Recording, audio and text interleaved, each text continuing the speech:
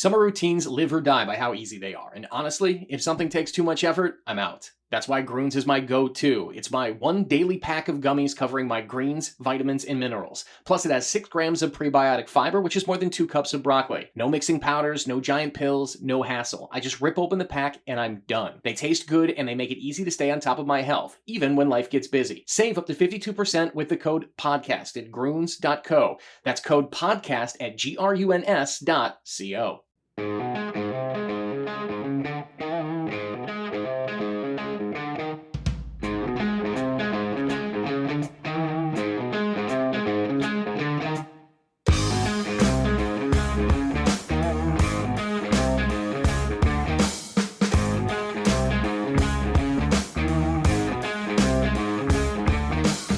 All right, folks, it's the literally the most wonderful time of the year for all of us that love the game of hockey, love the National Hockey League. The playoffs are upon us, and we've got one hell of a show for you today on Wooden Sticks. Recording today from the Aquarius Home Services studio.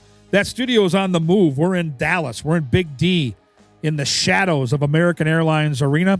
We've got practice this afternoon, and then Game 1 takes place tomorrow as we're recording on this Friday. Game 1, Saturday afternoon, front and center.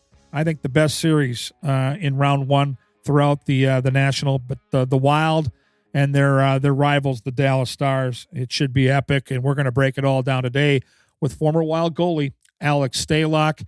I got to tell you, I'm 59 years old, going to be 60 next winter. I'm still a little kid when it comes to the game of hockey, and I remember vividly. Kindergarten, first grade, 6, 7-year-old kid. We didn't have TV coverage like we do now where you can watch every series. But when the playoffs would come around, I would get out my back then we didn't have Sharpies that I would use. I use Sharpies now to build my placards. And back then I had construction paper and crayons. And I would build my own brackets and I would write down which teams were playing which teams. And I would make my predictions, and I'd have that with me as I would watch.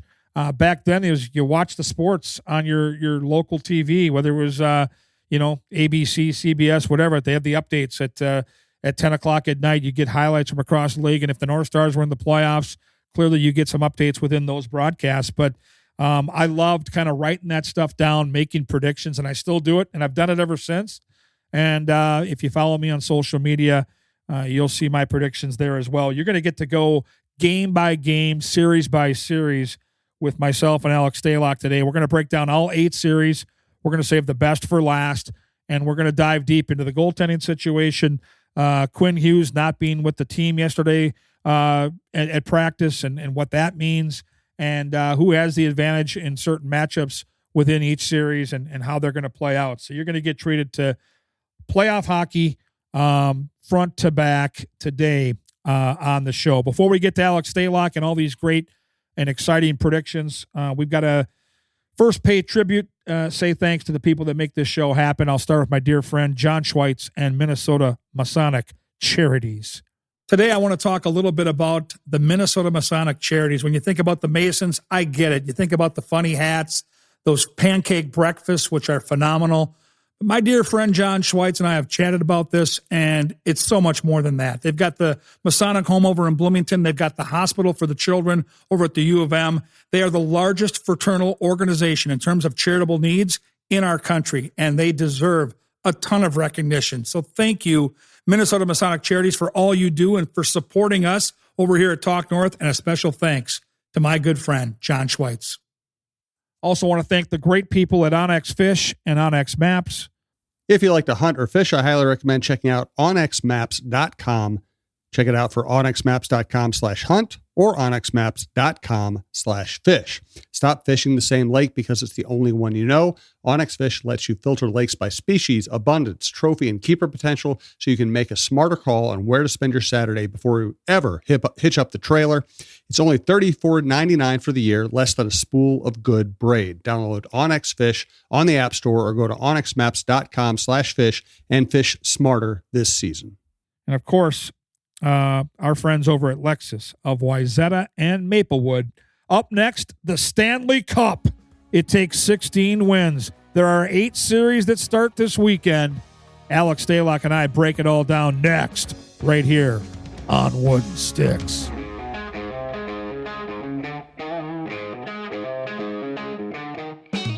Welcome back to Wooden Sticks. As always, recording from the Aquarius Home Services studio. It is playoff primer time, and who better to join us for this momentous occasion but medium budsy, Mr. Alex Stalock. Al, how are you? I'm doing good. It's a great day, actually. I mean, you're looking forward to tomorrow. Our kids just woke up for breakfast this morning and filled out the yes. The whole family gets our brackets going. Today is kind of a low key day. There'll be some type of I'm sure NHL Network will have a playoff primer show on, but it's hard to wait. It's like the day before Christmas. Masters just got over. You feel like you got nothing to watch on TV all of a sudden, other than the super fun NBA playoff games that are exciting. Watching those under 500 teams battle, but tomorrow's fun. I wish the weather was a little bit warmer so you could do the garage deal with friends and get the kids outside. But everybody's excited. All the chatter is wild hockey, and I know our household cannot wait for tomorrow to start. I love what the NHL does with the bracket thing too. I think NCAA basketball brings the average sports fan to something they don't watch. I'm a prime example. I don't watch a minute of college basketball all year, but when the NCAA tournament comes and you've got those brackets in front of me, I'm like a hound dog chasing a bone. Like, I've got to have it. And I think for NHL hockey, again, not on the radar of every sports fan, but you give them a bracket challenge, you give them a chance to win some money, you give someone in an office a chance to do something fun like that, or a family like yours. Al, I think it brings the casual sports fan to our sport, and so I love that they do it. Yeah, I mean, you're right about college basketball, and I was fortunate to play out west, whether it was San Jose or at the end of my career in San Diego, and the only reason I turn it on is to listen to Bill Walton. You know what I mean? Yep. And listen to those broadcasts were entertaining. I loved him. It's the greatest. But yeah, and then you got the one family member, the one guy on every team when it comes to bracket time. Like, I never win that stuff. I'm not, no way. I'm not lucky. I never win. It's like, well, because you never play. It's $50. But just have fun. It's so great. It's the NCAA bracket. The good thing about that is it lasts in the locker room for 4 weeks, of nonstop. And it pushes fantasy football a little bit. That gets over, and that's all season long. You got a guy talking about how good his team is every day, or how he got screwed, last second. You won't believe this, and it's like, no, I believe it. I believe it. Trust me, I've heard it already 10 times. But it's such a good thing the NHL does. It's just so goofy looking at the brackets, and we could talk about that too. But everybody talks about the Dallas-Minnesota series. Obviously, they've been top 3 teams in the league all year, but you look at the East and it's so wide open. You got Pitt playing Philly. It just so happened how it worked with the divisional playoff rounds, but you got a 7 versus 8 in the East playing in the first round. And you're looking at teams in the West that are top dogs that have really good chance at winning the cup, that, one's going to get eliminated in that first round.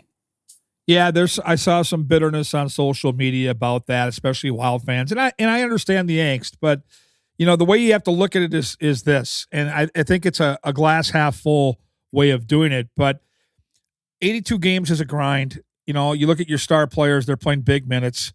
And if you're going to win a Stanley Cup, eventually you're going to have to beat some high-end teams. So I guess flipping the script would be, if you've got to be Minnesota and you've got to get through Dallas and Colorado on the front end, you'll be more fresh. You'll likely be more healthy at this time, and you've got depth. And so if you get through these 2 series, and that's why I truly believe the winner of the Dallas-Minnesota series ends up in the Cup representing the Western Conference. I just have that feeling this year. I don't like the way Colorado played the final month of the season.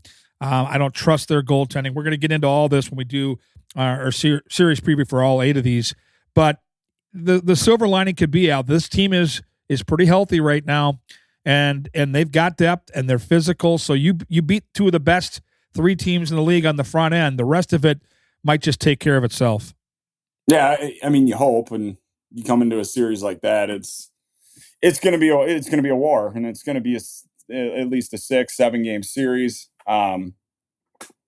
you look at the Colorado LA series or even the Edmonton Anaheim series, and a team could come through that in 4 or 5 games. And yeah, it's going to be playoff hockey, but it's not the battle that the series you mentioned, Minnesota Dallas, what they're going to go through. I mean, it's for every inch of ice, and you already saw it late in the year that you played each other in the battle that took place in the regular season. Yeah, the intensity will be there, and guys, you talk about staying healthy, and injuries are going to happen in playoffs, and you know that, but. Yeah, the depth of that group is it's the year that everybody's talking. It's some deepest group. Billy Guerin, what he did at the deadline, the superstars, all that, and you got to go out and do it now. And this is why some of the players get paid the big bucks. And I know they don't get paid during playoffs, but this is where you make a name for yourself, a legacy. As kids, you remember playoff performances and big goals by guys. I mean, think back to 2006, Fernando Pisani, a guy like that just has a series. Dustin Penner for Anaheim, guys like that make a name for themselves in playoffs. Who's going to be that this year for the Wild? And a lot of people say like a Ryan Hartman, but it's an exciting time of year because guys really, this is where I feel like they come out and they say, "Holy cow!" When it's all on the line, I want this guy in my corner. So as a former player, how much does what John Hynes and his coaching staff matter? Given the guys, the go-to guys on this roster for the Wild, a couple games off and basically a full week, and they were still skating, they were still practicing and working and all that good stuff, Al, conditioning, but a week off, how much can that help mentally and physically for this group?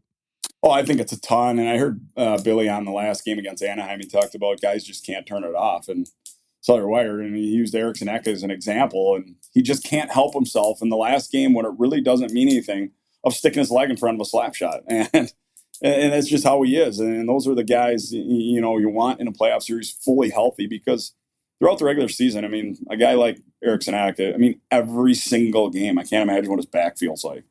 It's just incredible the beating he takes. But yeah, those guys to get rest, refresh. Now everybody's saying it's going to take time to get caught up. I don't think so. These guys are so skilled and so good that, I mean, a day off for them is all about rest nowadays. It's so different than even 10, 15 years ago. And the way they work and the way they push each other in practice. And Hynes and the coaching staff has this practices scheduled out where there's going to be intensity and there's going to be battles. And, I wasn't at practice yesterday, but listening to PA, it did sound like they were doing some type of battle drills, some compete drills. So, they were going to introduce that, and energy levels. I mean, game one's almost like a Friday night in college hockey. Everybody's flying around, the excitement, and you're going to see bodies all over. And I'm excited about it. The rest part for this group is so important. Not only for the younger superstars, but you think about the Spurgeons, the Brodians, what they do. They, nightly taking a pounding into the glass, going to retrieve pucks over and over and over. And I think it's only going to do good things. Zach Bogosian now healthy and skating. He had time off. And teams that have went on those cup runs, they've had the ability to do that. Tampa, think back, hiding money, hiding guys, having injuries. And I don't know if that's the best way to say it. And Vegas does the same thing every year. It's a hidden rest that some of those veterans are getting, and they come in fresh, and all of a sudden they're healthy and ready to go. So we're going to break down all 8. We're going to save our predictions in the Wild series for the very end. But before we get there, a couple of big talkers on the Wild side of things. Let's not talk the crease. Have we talked that enough in the Twin Cities already? Hold on. We're going to start with Quinn Hughes, who is dealing with something. And again, this time of year, a lot of subterfuge. Coaches are not willing to share a lot of information. So even though I'm here in Dallas with the team, I have zero information. But for you reading the tea leaves, having been in these locker rooms, having been in these situations, Quinn Hughes not being at practice yesterday, question mark for practice today, and I guess really an unknown for game one now. The only, I think, real big question mark on this roster right now, because I feel like Bogosian's going to play. How do you read this? And if, let's just say, he can't go in game one and they get him a little extra rest, how, in your eyes, significant is this? I mean, it's huge. What he does, we've seen since December what this guy does to a lineup and what he does to this roster, obviously the offense that he brings. His defensive ability, in zone's hard in this league, right? And every year you look at his career plus minus starting in Vancouver, it's gotten better every year. It's improved. But he's so good at skating and ending plays. Is just on the wall, with speed. You think about the guys that, drive pucks and drive offense for Dallas. He can pinch them off on the wall and end plays early out in the neutral zone or, high in the defensive zone. And you're going to lose that. But his ability to create offense from, it seems like, nowhere. And it's, the spin around passes, it looks like he's got eyes in the back of his head. But it's the transition game that he brings that is so lethal. And, second period, the long change, what he does for a team too, of putting thoughts and defensive pairings of the other team. Hey, we got to get the puck deep here because I need to change. Otherwise, I'm going to be out here for 2 minutes because if I don't get it deep, I know what he's going to do. And he's going to be on the ice 20 minutes a game. That puck's coming right back up to the blue line. I'm going to be in my zone again. So you lose that. You lose him. You lose a big part of your offense. And, he's a threat on the blue line, whether it's shooting or dispersing the puck. I love that he has the mindset to shoot. He doesn't have the bomb that a Werenski has, or, you think back to a PK Subban or a Shea Weber where they just absolutely pound the puck. But he gets it there, he sips it, and it never gets blocked. It's incredible how many times how he gets that puck through. And they're saying sickness. Yeah, I don't know. His last game was what, Nashville? Yeah. You think back to that game. Was there something where he got bumped or tweaked? He finished the game, I thought, right? Yeah, he did. Went off the game with, went down the tunnel with the team after the game. You just don't know. And was it a sickness? Did something happen post game in a recovery deal? It's tough. I mean, you got a series like this. You've been talking about all year. It's going to be Heiskanen versus Hughes, and now they're both question marks going into our series, and they're both crazy. Absolute game changers, And but like you said, with Bogosian being healthy and ready to go, that is so big for this group, and the intimidation factor. He makes it tough to go to the crease, whoever it may be in the crease. A lot of guys will second think, hey, do I really want to go there? Talking to Wyatt Johnstons, Jason Robertson, even last time Minnesota played, Colin Blackwell looked like. I mean, yeah. He looked like a top line center in this league. Guys like that, allowing them to go to the net. Bogo's huge for him getting back healthy and in the lineup. And I know it's been over talked about, but we're going to take a different approach here. We're going to pretend we're in a courtroom and like a few good men. And because you're the guest, I'm going to give you your choice. You get to pick one of the two Wild goalies, and like a lawyer, you get to make 45 second, 60 second, whatever it takes, Al, case for why that goalie should be the starter. And when you get done, I'm going to take the goalie you don't take, and I'm going to make my argument for that guy. So take your pick, take your time, and make your case for whichever of these two goalies you would start. Well, I got to go Wally. It's just merit off, what have you done for me lately? But he has been incredible the last stretch. And when you're feeling it in this position, it's a different feeling than, as a forward and a D. You're out, as a forward, you're getting chances. You're getting a slot. One's going to go. In defense is, similar. Where goalie, I mean, when you're feeling the puck looks big. It's hitting your square, you're crisp. Rebound control is super important in playoffs, having a clean crease. And if you watch him, he's been great with rebound control. He just looks like he wants the puck. And that's a good thing. A lot of things are hitting him in the crest. When he makes a glove save, it's clean. He plays the puck well too, and that's one thing with Dallas. When they get in zone, they like to change sides, and he has the ability to get out in zone and break up a play when they change sides with the rim behind the net. And on dump-ins, it goes back to a team thinking, okay, I got to do something with the puck. I have to get the red line. I have to make a smart dump. But the way he's been playing, and then nothing against Gus. Gus has had a tremendous year. Obviously, I'm not even going to talk about Gus because that's your job now in the courtroom. But I think it's Wally. What he's done as of late. Put an exclamation mark with the Anaheim game. Again, had a solid game. I mean, he's just feeling it. It's a 7-game series, and you got to give yourself the best chance to win game one. And he's at his best right now. And, for Gus and Wally, practice, we're going to work on a few things to slow down. Nothing's like game speed. And I think Wally, game one, has proved that he can do it. You make a strong argument. You make great points. Sorry, a minute too long. I love that you were timing a minute too that. long. I love it, though. I'm going to make the case for Gustafsson, and I'm not even going to get into the contract because the contract doesn't matter to me one bit. I don't care what anybody's making. That argument to me is ridiculous. What I'm going to say is this. Philip Gustafsson played in this building in game one a couple years ago, the last time these teams met in the playoffs, Mm-hmm. and the Wild won that game in double overtime on a goal by Ryan Hartman. The guy had 50-plus saves in that game, a game that Dallas outplayed Minnesota fairly significantly. So he's got that memory, I think, fresh on his mind. He has not played well down the stretch. He doesn't look sharp. He looks like he's backing in and he's going down too soon. However, Freddie Shabbat is an excellent goaltending coach. He's had now today will be the second day of practice. There's been time on the tablet, practice time, a reset button. I think that matters for a veteran goalie like Gustafsson that can, I think, flip the switch a little bit and maybe hit okay, that's done. Regular season's over. Tablet time, 2 good practices. Now we go. I think he relies on that. And also, big game pressure. Game 1, this thing is going to be amped up. It's going to be insane. This guy's played in the 4 nations. He's played in the Olympics representing his country. He's played in big playoff games before. That's the argument for Philip Gustafsson, and we're going to see.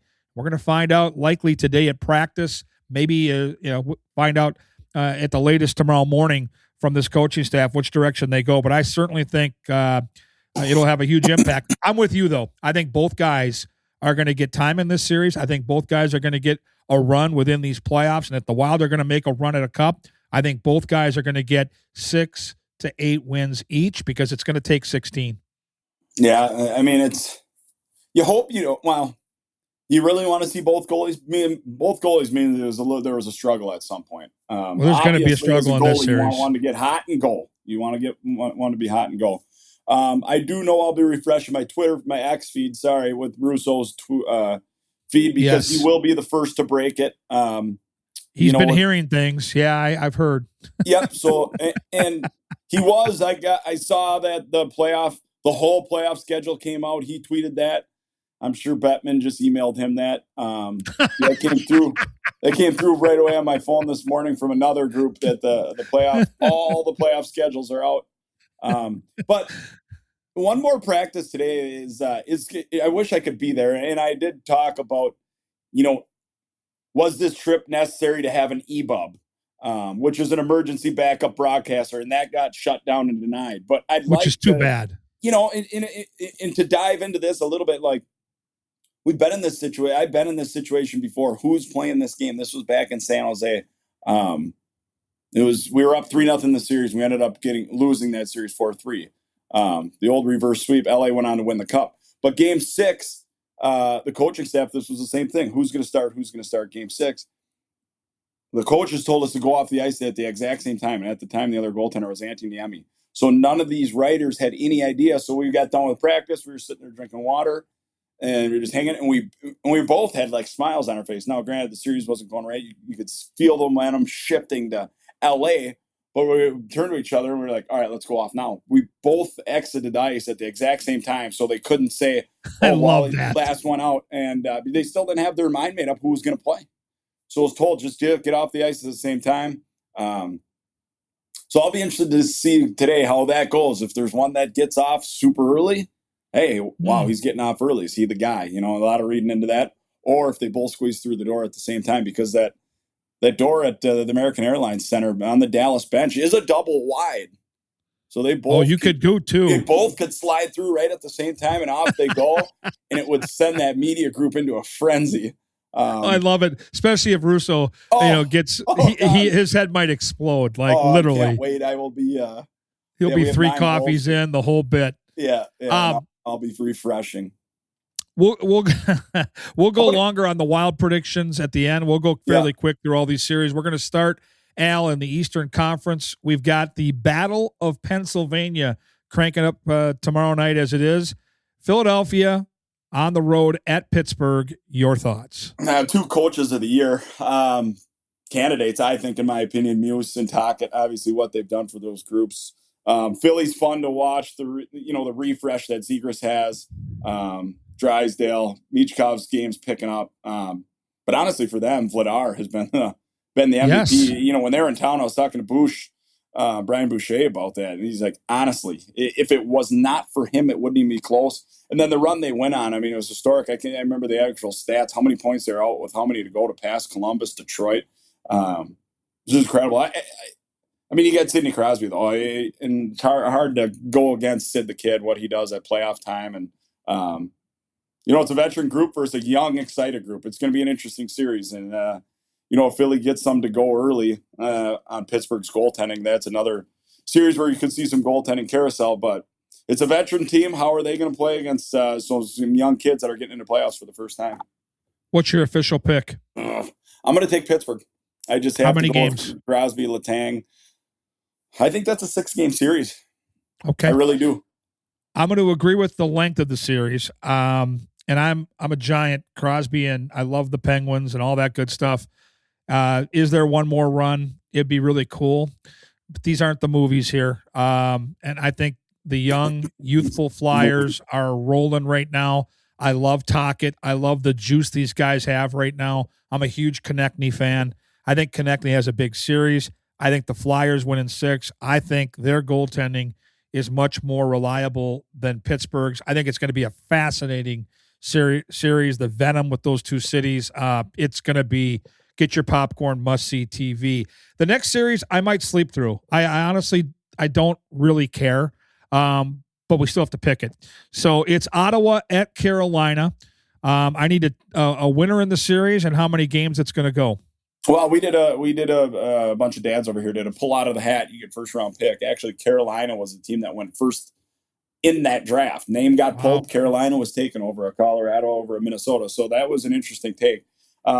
Brady Tkachuk, obviously is a difference maker. Carolina, again, it's amazing you go through these series and the question marks in net, but Kochetkov is back and hopefully healthy. He's a guy maybe that can go on a little bit of run. I like his game. He plays a little bit like Vasilevsky with his style. Yes. I like Carolina in that series. Ottawa, obviously, it's a question mark too in their nets. They got a guy that made big money, and can he come up with a save? Can he play big moments at big times? I like Carolina in that series. I like Carolina in the East. East is wide open, but I like Carolina in 5 in that series. Carolina in 5 for you. I'm going to go Carolina in 6. And, the X factor for me is a guy that you don't maybe think about right away unless you live in Minnesota, but I think Jackson Blake is spectacular. He's a little guy that can fly. Yep. I think he's going to have a big series. I think Carolina's too much for Ottawa. This might be the most intriguing series outside of the one that we care about the most here in Minnesota. Boston at Buffalo. Buffalo is an unbelievable story, Al. Like, this is what the game is all about. Like, these guys have captured the hearts of sports fans everywhere, but specifically in that area in Buffalo. It's been forever since they've been in the postseason, and now they draw the Boston Bruins. How do you see this series? It's going to be an exciting series. And who would have thought Boston, again, is another team that's there this time of year. Marco Sturm's done unbelievable things out there with that group. You lose Marchand. You lose some of your leaders, Bergeron. It's only been a couple years since he's out. And how do you replace that? And they've found ways to plug holes. But Buffalo reminds me of the St. Louis team. And it was 2019. Did St. Louis win it? Yep. It reminds me a lot of that group. And St. Louis was at the bottom of the league. Right around Christmas time, Jordan Binnington came up. They got hot. They went out and what was the song they played after all their wins? Gloria. Yeah, they were at a bar in Philadelphia, just out having a great time, and Gloria came on, and it just it just like it was it. Like, it was just something went off in their head that we got a fun group, we can do this, and they went on an incredible run, and it never stopped. And now you think back to this group, and it was shortly after Buffalo went on that run, and this group's been through a ton together, this core. And they asked Rasmus Dahlin, "Well, what's different right now?" And he said, "We started drinking beer." Which I love that answer. Which basically was saying we just went out as a group and we get along and we were having fun, and it just, you watch them play hockey, and that's just what it looks like. It looks like they're having fun, and that's when things are going well. The locker room's unbelievable right now, the mojo. And I'm pulling for Buffalo. One of my close friends, his brother's on the bench, Seth Appert, a Cottage Grove boy, coached at Denver with Gwazdecki. So there's a little bit of familiarity. We keep an eye on Buffalo a lot throughout the year because he's always giving me updates if I don't catch a game. So it's exciting time for Sabres hockey. There'll be a lot of Sabres and a lot of Wild games on TV. Hopefully they meet in the finals. I got Buffalo in 6 in that series. I hope Buffalo wins. I really do. I think it'd be great for hockey. I'm cheering for Buffalo. Jordan Greenway, Jason Zucker. These are my guys. But Alex when I have to make it, Another great connection. But when I make predictions, I got to go with what I actually think is going to happen. And I think the Bruins have high-end talent led by Pasternak. I think they have the goaltender in Swayman that can do it. I hope I'm wrong. I really do. But I think McAvoy Bruins, too. He was an absolute beast at the Olympics. He's a stud. The way he plays, he's going to make it hard on Thompson and Tuck. And that's what you have to do. Like right. McAvoy, that matchup, we'll see if Boston can get that on the road because Buffalo has earned home ice. But McAvoy and against Thompson is really the matchup to watch here. And can he shut him down because Thompson's an elite scorer?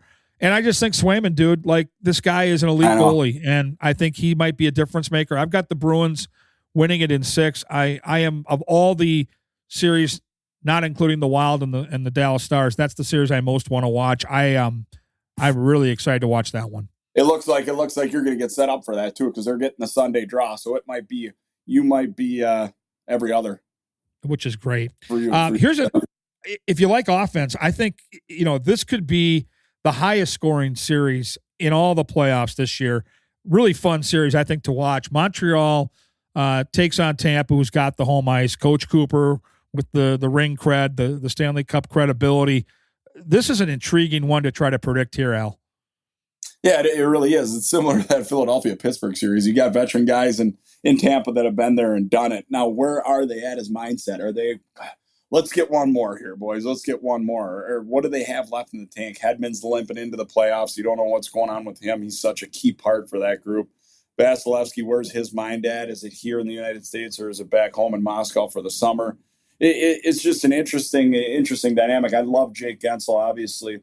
I taught him how to work out and to get his work ethic. He was my workout partner for years. So if it wasn't for me, he wouldn't be where he's at today. 100%. You know that. Of course. And Cooper is just this time of year, he's just such an intelligent coach. But I love Montreal. I love what they do. The energy there, too, the excitement. Cole Caulfield obviously getting 50 this year. Slafkovsky's starting to come into his own and turn into what they drafted him to be that heavy power forward. And, who is Montreal going to go with in net? That's a question mark. Is it going to be Dobish to get the start, for Montreal and try to catch fire? But yeah, I love I love what Montreal has going. It's similar to Buffalo. It just seems like every time I turn on NHL Network and I watch one of their games, they're all having a great time on the bench. They're all smiling. They're all so happy for each other. That young defenseman, too, that Cameron Gooley, first-round pick. I love his game. It's going to take a few more years. I think he's going to be one of those guys where you got to be like, keep your head up for this kid.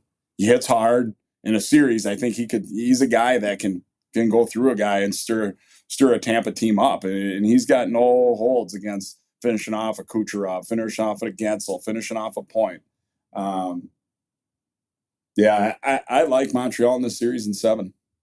I love it. I'm with you on that prediction. I'm going to go the Habs in 7.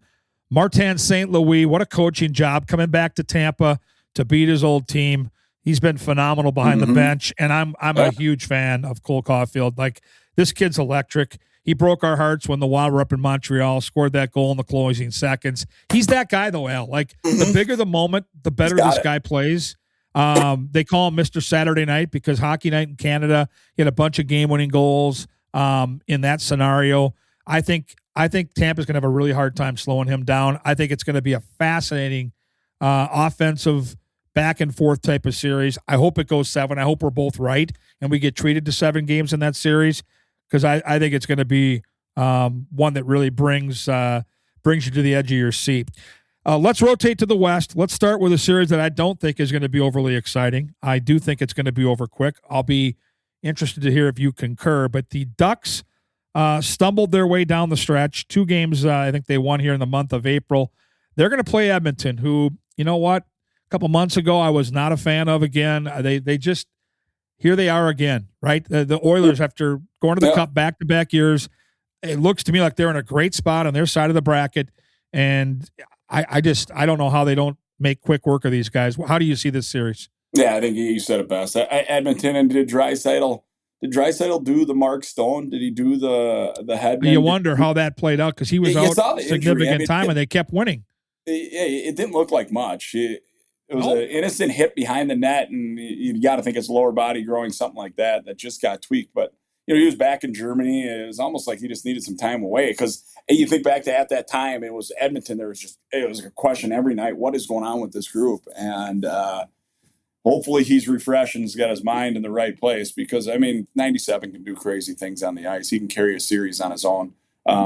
They just need goaltending. They need to make, if they can get a 900 save percentage, which was league average this year, so call it, if they can get an 8-9 save percentage throughout this series, they should be fine. And like you said, I think, I think Edmonton 4-1. I think it's a 5-game series. Anaheim might get one game at home. That's about it. Yeah, I've got the same thing. I've got Oilers in 5. I've got McDavid scoring at least 5 goals in the series. It's going to be quick. The Oilers have all that experience, and I think they're going to want to get their rest. They're going to want to end this thing early and get right, because that second round matchup could be a lot meatier, which leads me to the other side of that bracket, Utah against Vegas. And you know what? Vegas has all this momentum right now with the coaching change. Tortorella's come in. They kind of hit the reset button. He said he hasn't really done much. He hasn't tweaked hardly anything. But whatever that coaching change ignited, Vegas looks like the team that we thought they were supposed to be all year. I don't think this is going to be an easy series, though. I think this could be a really fun series for us. How do you see Utah and Vegas, Al? I like Vegas. I think the coaching change, it just seems goofy, but you do it for a reason. Something was going on there with Cassidy. It wasn't clicking with that group. The top players wanted a change, and who's the leader? Who's the core guy? A guy like Eichel. Who did he have recently at the Olympics? Tortorella was around that group. Was there a friendship built? Did he love what he did around the rink? Probably. Who would have thought Torts going to Vegas? There had to have been something there. You just won a gold medal. Eichel was a leader for that Team USA group.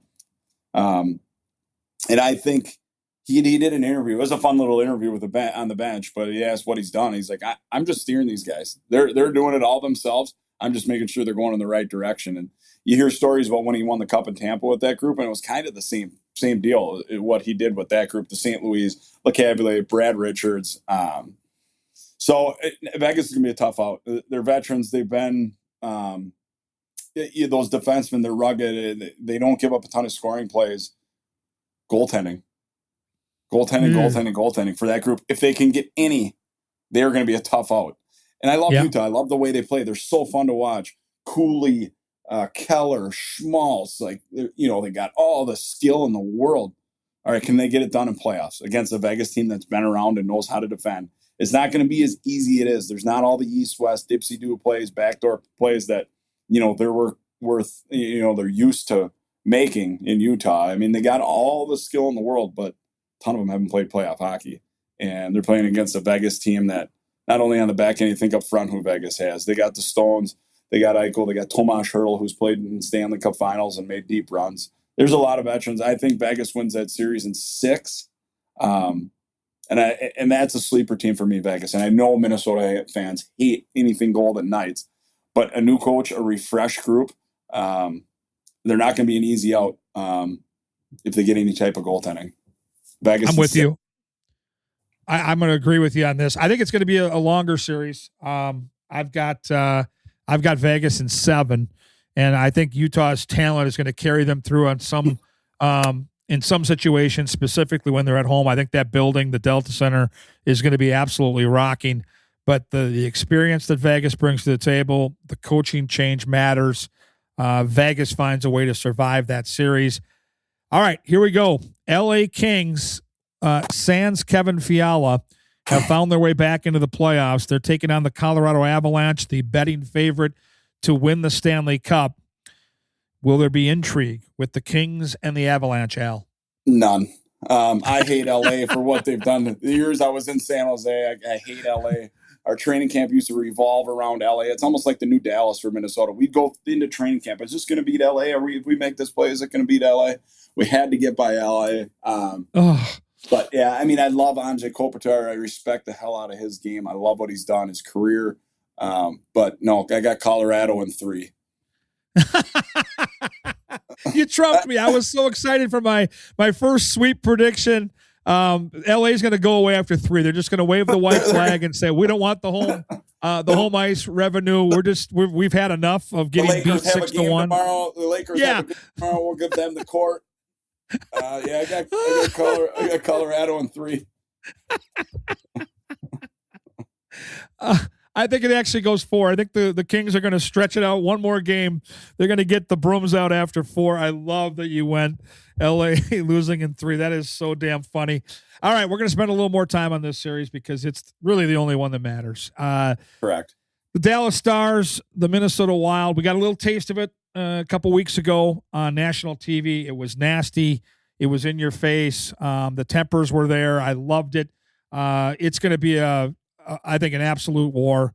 I think these are 2 very, very evenly matched teams. So take us through your thoughts as we approach game 1 and big picture. How do you see this series playing out? Should we go back to the crease? Well, you can do wherever. Any updates from Russo? I got to check X right now. Who got off the bus first? Too early for Russo. Who got off the bus first?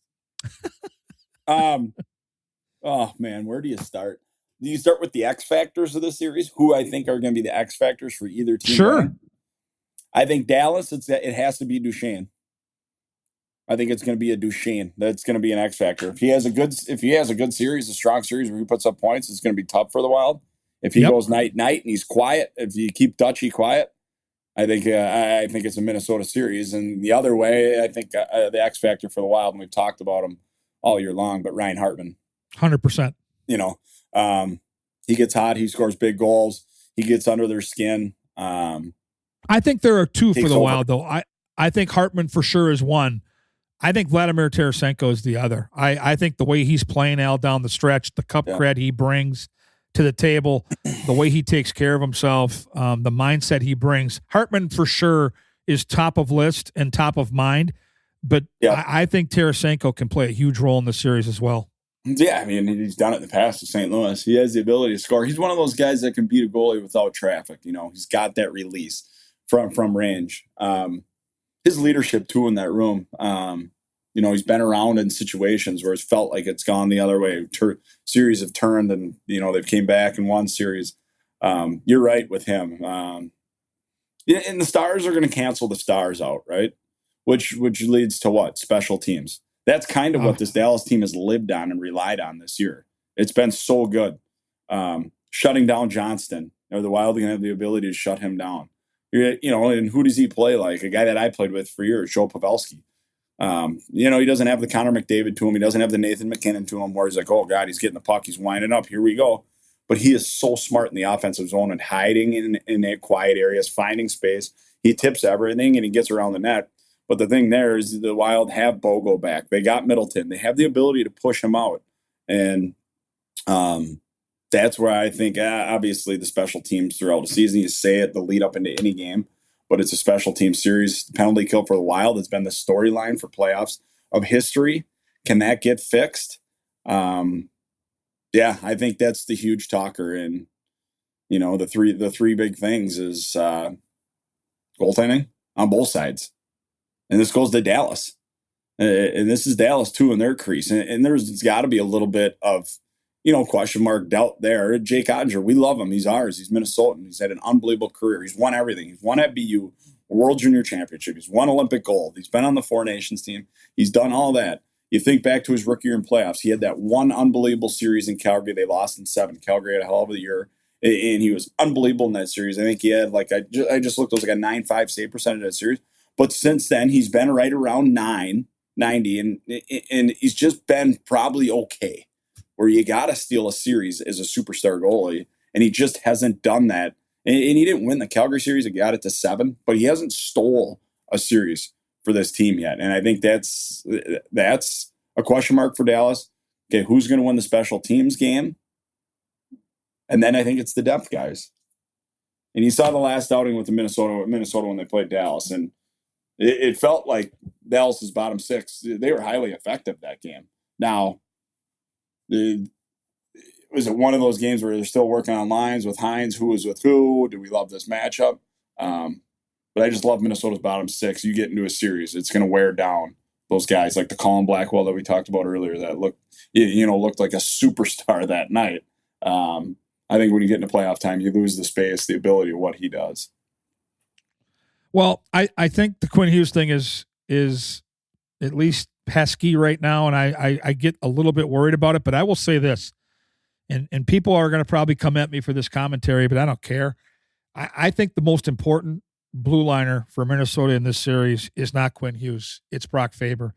When you take a look at everything he has his fingerprints on in terms of the penalty kill, the way he defends, the way he allows his partner, if it is going to be Quinn Hughes, to play with some freedom, the minutes he plays against the very best players that Dallas and anybody in this league has to offer, the offense he brings to the table, knowing he's probably your best physical defender down low in front of the net. You got to keep Brock Faber out there as much as possible. I think this kid is a superstar, and I get that he's a little overshadowed by Quinn Hughes because Quinn Hughes is the shiny new toy. He's flashy. He's incredible. But Brock Faber's kind of the glue back there, and he has the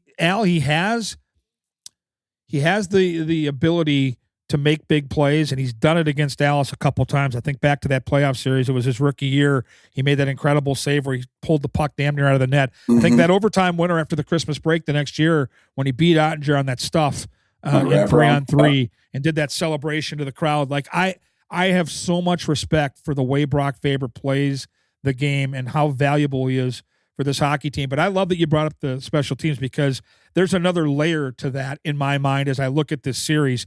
Minnesota has to play a physical game. They've got this big, rugged lineup that Bill Guerin's put together, and that has to happen. But they have to walk that line. A couple years ago in that series against Dallas, they lost their minds. Yeah. You know, Everson on the bench, Marcus Foligno taking misconduct penalties. That can't happen. You have to stay within your game plan. You have to stay on that edge, but not get over it. You can't give Dallas 4, 5, 6 power plays a night because you will not beat this team if you give them that many kicks at the can. So play intense, play physical, but most importantly, play smart. Because back then, I think Minnesota felt they had to kind of rattle the cage because I don't know that they had the offensive skill to beat Dallas fairly. This is a different version of the Minnesota Wild. This team can beat anybody with the skill they possess, including the Dallas Stars. So just walk the line, stay within yourself. I've said it all along. I think this series goes 7. I think this one goes all the way to the wire. I think Hartman has a huge series for Minnesota.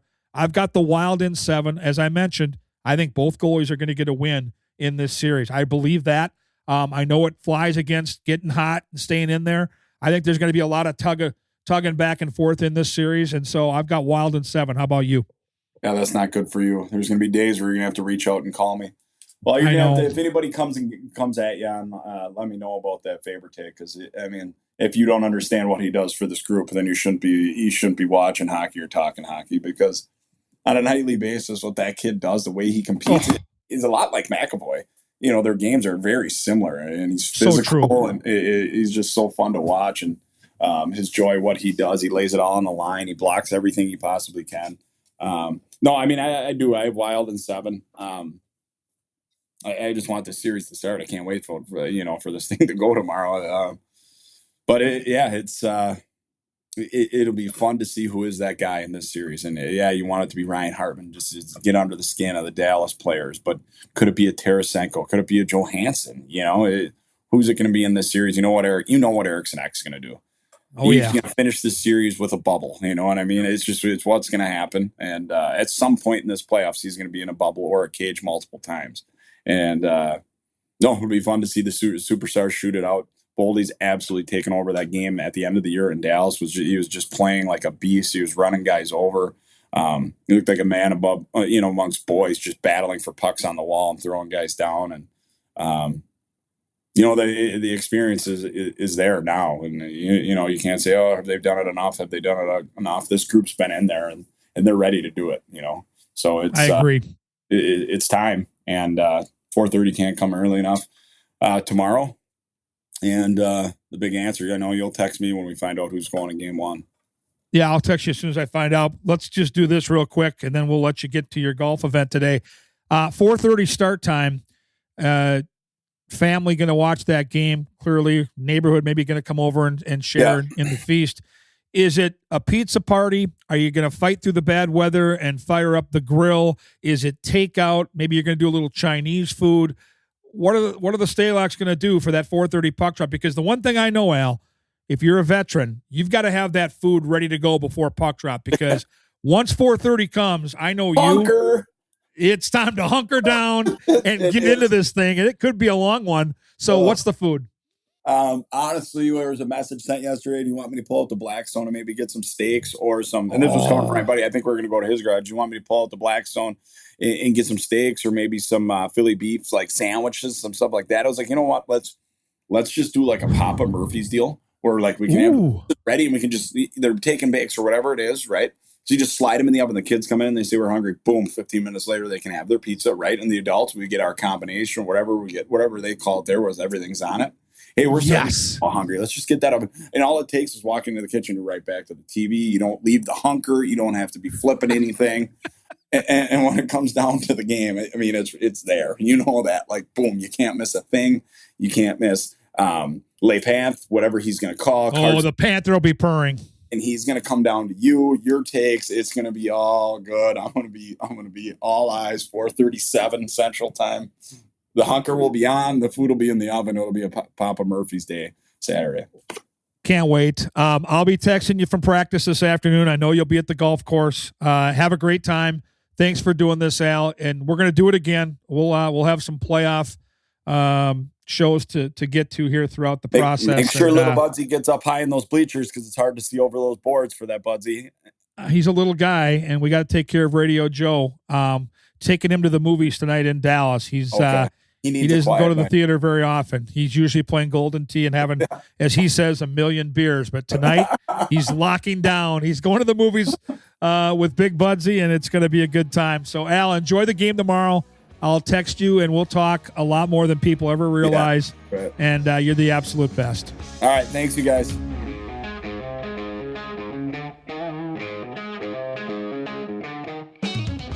Wow, there he goes, Alex Stalock, former Wild netminder, former UMD Bulldog, former South St. Paul Packer.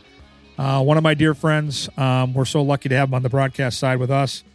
And moving forward, it's going to be great to work with my buddy. It's the most wonderful time of the year if you love NHL hockey, and I know you do because you're here. So don't forget to ping me. I'd love to see your predictions as we get ready for the weekend at Gorgomatic21. If you have some recommendations for the show too, but I'd love your predictions. And then obviously moving forward, if you have anybody that you know that's looking to be a part of the show, we want to add some sponsors. We want to add some people that we can elevate in the business world. We've got one on the hook right now that we're looking to finish off with. I think we can do some great work here. So we're a year-round show, and we pump it up big time here. So at Gorgomatic21, you can direct message me right there. And we can get things done for whether it's a family member or a friend. We'll get them dialed in. Wild in 7. I've got Hartman on 5 goals plus, which is an aggressive prediction, but he's my guy this series. I think he is sitting on a huge, huge series, an impactful series for the Wild. Enjoy the hockey. We'll talk to you next week right here on Wooden Sticks.